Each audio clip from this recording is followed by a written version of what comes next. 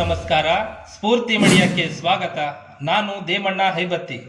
ನಾಡಿನ ಎಲ್ಲ ಬಾಂಧವರಿಗೂ ದೇವಸ್ಥಾನಗಳ ಒಕ್ಕೂಟ ಮತ್ತು ಶ್ರೀಲಕ್ಷ್ಮಿ ಶ್ರೀ ದುರ್ಗಾದೇವಿ ದೇವಸ್ಥಾನ ಟ್ರಸ್ಟ್ ಕಮಿಟಿ ವತಿಯಿಂದ ಉತ್ತರಾಯಣ ವಸಂತ ಋತು ಶಾಲಿವಾನ ಶಕೆ 1947ನೇ ವಿಶ್ವವಸು ನಾಮ ಸಂವತ್ಸರದ ಚಾಂದ್ರಮಾನ ಯುಗಾದಿಯ ಹಾರ್ದಿಕ ಶುಭಾಶಯಗಳು.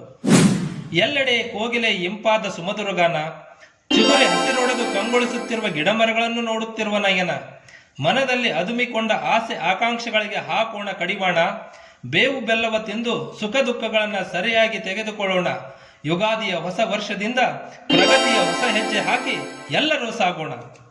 ಯುಗ ಯುಗಗಳೇ ಕಳೆದರೂ ಮರಳಿ ಬರುತ್ತಿರುವ ಯುಗಾದಿ ಹೊಸ ವರ್ಷಕ್ಕೆ ಹೊಸ ಹರ್ಷವ ತಂದು ಎಲ್ಲರ ಬಾಳಲ್ಲಿ ಸುಖ ಶಾಂತಿ ಸಮೃದ್ಧಿಗಳನ್ನು ಬರಿಸುತ್ತಿರುವ ಹಿಂದೂಗಳ ಪವಿತ್ರ ಹಬ್ಬ ಚಾಂದ್ರಮಾನ ಯುಗಾದಿ. ಈ ಹಬ್ಬದಂದು ಮನೆಯನ್ನ ಮಾವಿನ ಎಲೆ ಹೂಗಳಿಂದ ಅಲಂಕರಿಸಿ ಎಣ್ಣೆ ಹಾಕಿಕೊಂಡು ಅಭ್ಯಂಗ ಸ್ನಾನವನ್ನ ಮಾಡಿ ಸಿಹಿಯನ್ನ ಉಂಡು ಹೊಸ ವರ್ಷವನ್ನ ಸ್ವಾಗತಿಸುವುದು ಸಂಪ್ರದಾಯವಾಗಿದೆ.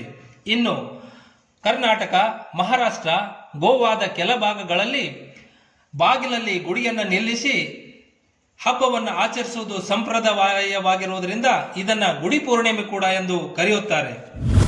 ಪ್ರತಿಯೊಂದು ಹಬ್ಬಗಳು ಪೌರಾಣಿಕ ಮತ್ತು ವೈಜ್ಞಾನಿಕ ಹಿನ್ನೆಲೆಗಳನ್ನು ಹೊಂದಿವೆ. ಬಹುದಿನಗಳ ಹಿಂದೆ ಸೋಮಕಾಸುರನೆಂಬ ರಾಕ್ಷಸ ವೇದಗಳನ್ನು ಕದ್ದೊಯ್ದು ಸಮುದ್ರದ ಆಳದಲ್ಲಿ ಬಚ್ಚಿಟ್ಟಿದ್ದನು. ಆಗ ಮಹಾವಿಷ್ಣುವು ಮತ್ಸ್ಯಾವತಾರವನ್ನು ತಾಳಿ ಸೋಮಕಾಸುರನನ್ನು ಕೊಂದು ವೇದಗಳನ್ನು ತಂದು ಮರಳಿ ಬ್ರಹ್ಮನಿಗೆ ನೀಡುತ್ತಾನೆ. ಆ ದಿನ ಚೈತ್ರ ಶುದ್ಧ ಪಾಡ್ಯಮಿಯಾಗಿತ್ತು. ಅಂದಿನಿಂದಲೇ ಬ್ರಹ್ಮದೇವನು ಸೃಷ್ಟಿಯ ರಚನೆಯನ್ನ ಪ್ರಾರಂಭಿಸಿದ. ಇದು ಸೃಷ್ಟಿ ರಚನೆಯ ಮೊದಲ ದಿನ, ಅದು ಯುಗಾದಿಯಾಗಿತ್ತು. ಯುಗಾದಿ ಸೃಷ್ಟಿಯ ಆರಂಭದ ದಿನ. ಈ ದಿನ ಸೃಷ್ಟಿಯಾದ ಸೂರ್ಯನು ತನ್ನ ಕಿರಣಗಳನ್ನ ಭೂಮಿಯ ಮೇಲೆ ಮೊದಲ ಬಾರಿಗೆ ಹರಡಿದ. ಇನ್ನು ಶ್ರೀರಾಮನು ರಾವಣನನ್ನು ಕೊಂದು ತನ್ನ ಸಾಮ್ರಾಜ್ಯಕ್ಕೆ ಮರಳಿದ್ದು ಇದೇ ದಿನ. ಇದುವೇ ಚಾಂದ್ರಮಾನ ಯುಗಾದಿ. ಶಾತವಾಹನರ ಅರಸು ಶಾಲಿವಾಹನನು ಪ್ರಚಂಡ ವಿಜಯವನ್ನು ಸಾಧಿಸಿದ ನಂತರ ದಕ್ಷಿಣ ಭಾರತದಲ್ಲಿ ಶಾಲಿವಾನ ಶಕೆ ಪ್ರಾರಂಭವಾಯಿತು. ಕ್ರಿಸ್ತ ಶಕ ಪ್ರಾರಂಭವಾದ 78 ವರ್ಷಗಳ ನಂತರ ಶಾಲಿವಾನ ಶಕೆ ಪ್ರಾರಂಭವಾಗಿದ್ದರಿಂದ ಕ್ರಿಸ್ತ ಶಕೆಗೂ ಶಾಲಿವಾನ ಶಕೆಗೂ 78 ವರ್ಷಗಳ ಅಂತರವಿದೆ. ಕ್ರಿಸ್ತ ಶಕದ ಪ್ರಕಾರ ಈಗಿನ ವಿಶ್ವಿ 2025 ಆದರೆ ಶಾಲಿವಾನ ಶಕೆಯ ಪ್ರಕಾರ 1947 ಆಗಿದೆ. ವಿವಿಧತೆಯಲ್ಲಿ ಏಕತೆಯನ್ನು ಕಂಡ ನಮ್ಮ ಭವ್ಯ ಭಾರತ ವಿವಿಧ ಕ್ಯಾಲೆಂಡರ್ಗಳನ್ನು ಕೂಡ ಅನುಸರಿಸುತ್ತಿದೆ. ಇಂಗ್ಲಿಷ್ ಕ್ಯಾಲೆಂಡರ್ ಪ್ರಕಾರ ಜನವರಿ 1 ಹೊಸ ವರ್ಷವಾದರೆ ಹಿಂದೂ ಕ್ಯಾಲೆಂಡರ್ ಪ್ರಕಾರ ಅಂದ್ರೆ ಚಾಂದ್ರಮಾನ ಪಂಚಾಂಗದ ಪ್ರಕಾರ ಯುಗಾದಿ ನಮ್ಮೆಲ್ಲರಿಗೂ ಹೊಸ ವರ್ಷ. ಯುಗಾದಿಯನ್ನು ದಕ್ಷಿಣ ಭಾರತದಲ್ಲಿಯೇ ಸೌರಮಾನ ಯುಗಾದಿ, ಚಂದ್ರಮಾನ ಯುಗಾದಿ ಎಂದು ಬೇರೆ ಬೇರೆಯಾಗಿ ಆಚರಿಸುತ್ತಾರೆ. ಸೌರಮಾನ ಯುಗಾದಿಯನ್ನು ಕರಾವಳಿ ಭಾಗದ ಜನರು, ಕೇರಳ ಮತ್ತು ತಮಿಳುನಾಡಿನ ಕೆಲ ಭಾಗದಲ್ಲಿ ಆಚರಿಸಿದರೆ ಚಾಂದ್ರಮಾನ ಯುಗಾದಿಯನ್ನ ಶ್ರೀಲಂಕಾ, ನೇಪಾಳ, ಪಂಜಾಬ್, ಹರಿಯಾಣ, ಕರ್ನಾಟಕ, ಮಹಾರಾಷ್ಟ್ರ, ಆಂಧ್ರ ಪ್ರದೇಶಗಳಲ್ಲಿ ಆಚರಿಸುತ್ತಾರೆ.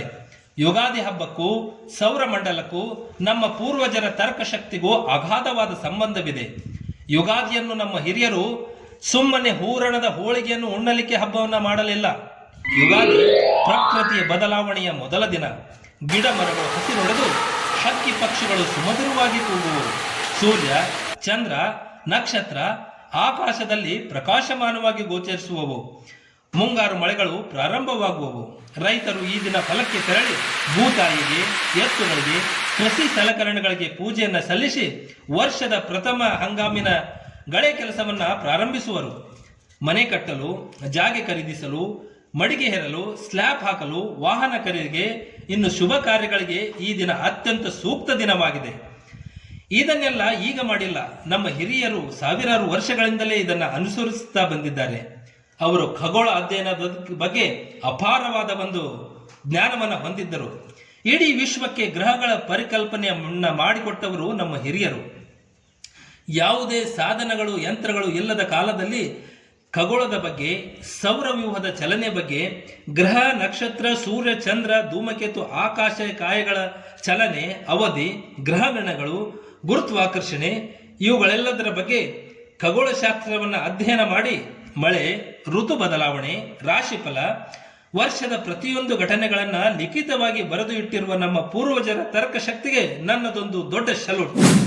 ಖಗೋಳ ವಿಜ್ಞಾನ ಎಷ್ಟು ನಿಖರವಾಗಿತ್ತು ಎಂದರೆ ಹವಾಮಾನ ಇಲಾಖೆ ವರದಿ ತಪ್ಪಾಗಬಹುದು, ಆದರೆ ನಮ್ಮ ಹಿರಿಯರ ಶಾಸ್ತ್ರ ಎಂದೂ ತಪ್ಪಾಗಲಾರದು. ಗಡಿಯಾರದೆ ಇಲ್ಲದೆ ನೆತ್ತಿಯ ಮೇಲಿನ ಭಕ್ತರನ್ನ ನೋಡಿ ಸಮಯವನ್ನು ಹೇಳ್ತಾ ಇದ್ರು. ವಾತಾವರಣವನ್ನು ನೋಡಿ ಯಾವಾಗ ಯಾವ ಭಾಗದಲ್ಲಿ ಮಳೆಯಾಗುವುದೆಂದು ನಿಖರವಾಗಿ ಹೇಳುತ್ತಿದ್ದರು. ಇವಕ್ಕೆಲ್ಲ ಕಾರಣ ಅವರ ಪಂಚಾಂಗ ಪಠನವೇ ಕಾರಣ. ಯುಗಾದಿ ಎಂದು ಪಂಚಾಂಗ ಪಠನ ಮಾಡುವುದು ಅತಿ ಮುಖ್ಯವಾಗಿದೆ.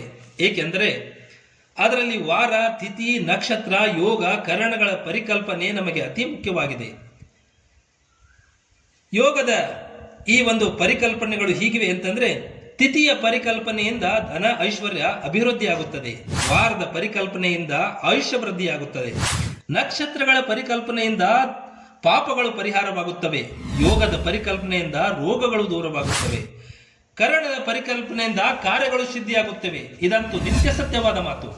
ಕಲಿಯುಗದ ಜನರಾದ ನಾವು ಸುಖ ದುಃಖಗಳನ್ನ ಸಮನಾಗಿ ಹಂಚಿಕೊಳ್ಳುವುದಿಲ್ಲ. ಸುಖವಿದ್ದಾಗ ಯಾವುದರ ಪರಿಕಲ್ಪನೆ ಇಲ್ಲದೆ ಇದು ಶಾಶ್ವತ ಎಂದು ಹಿಗ್ಗಿ ಬಿಡುತ್ತೇವೆ. ಕಷ್ಟಗಳು ಬಂದಾಗ ನಮ್ಮ ಕತೆ ಮುಗಿದೇ ಹೋಯಿತು ಎಂದು ಕುಗ್ಗಿ ಬಿಡುತ್ತೇವೆ. ಇದಂತೂ ಪರಿಪಾಠವಾಗಿದೆ. ಸಮನಾಗಿ ಹಂಚಿಕೊಂಡು ಧೃತಿಗಡದೆ ಜೀವಿಸಿದರೆ ಜೀವನವೇ ಪಾವನವಾಗುತ್ತದೆ. ಮಾನವ ಕುಲಕ್ಕೆ ಈ ಒಂದು ಸಂದೇಶವನ್ನು ಸಾರುವ ಹಬ್ಬವೇ ಯುಗಾದಿ.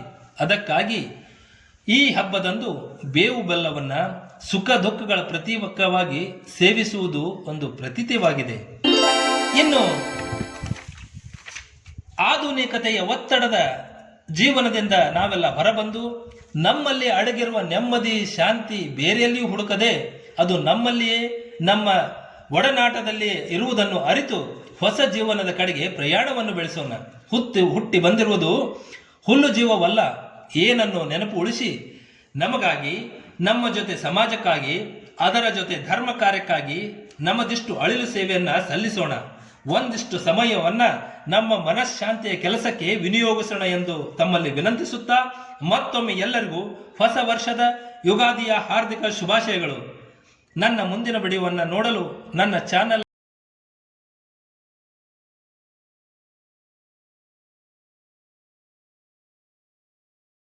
ದೇವರು ಸುಖದಿಂದ ಇಟ್ಟಿರಲಿ. ಜೈ ಜನ್ಮಭೂಮಿ.